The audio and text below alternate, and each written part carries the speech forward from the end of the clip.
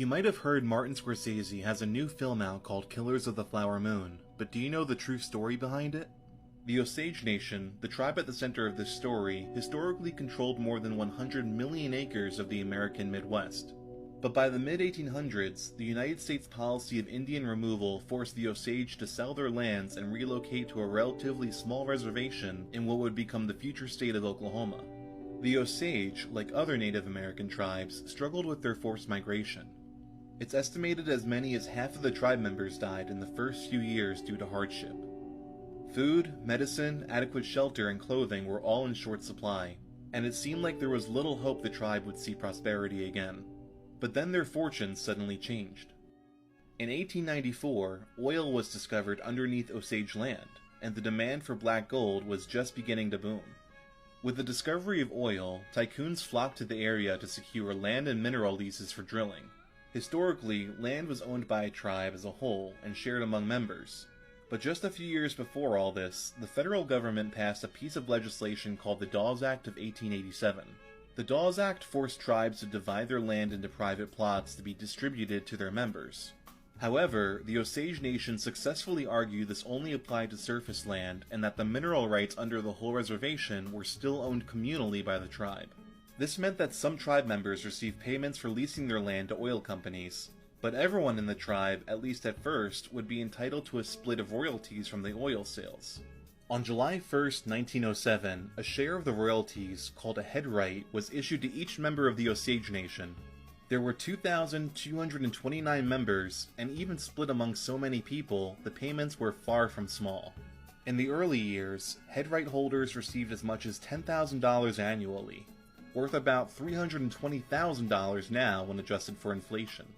By the 1920s, the Osage were considered one of the wealthiest groups of people in the entire world. These head rights could be bought, sold, or inherited, and this is where things began to take a horrific turn. Starting in 1918, a series of mysterious deaths began to plague Osage County. Dozens of wealthy tribe members were becoming the victims of unsolved murders, and with their deaths, the ownership of their head rights and land was changing hands. The killings came to the attention of the Bureau of Investigation, the FBI's predecessor, and an agent named Tom White was dispatched to solve the case. His investigation made two startling discoveries. By 1925, at least 60 wealthy tribe members had died, and their head rights and estates were transferred through coercion, manipulation, and fraudulent wills to their guardians. The federal government had legally deemed more than 800 Osage families too incompetent to oversee their own finances, and assigned local white lawyers and businessmen to be guardians who managed and protected their wealth. Millions of dollars are believed to have been stolen by guardians who were supposed to be working in their best interest. The other discovery was that almost every member of one Osage family was dying in quick succession by suspicious causes, including gunshots, poisoning, and a house explosion. 36-year-old tribe member Anna Brown's body was found in a ravine with a bullet wound to the head, and over the following months, her mother, a sister, a brother-in-law, and two cousins were also murdered. Agents and tribal leaders suspected a local white cattle rancher named William Hale was behind a conspiracy to profit on the deaths of these family members.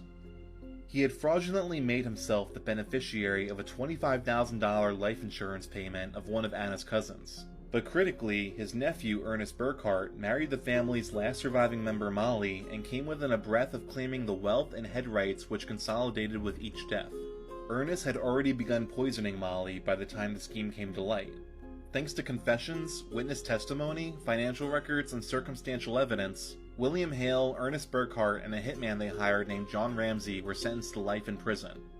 However, Ernest was paroled after just 10 years, and Hale and Ramsey made parole after 20. For over 100 years, oil has continued to be extracted from underneath Osage County.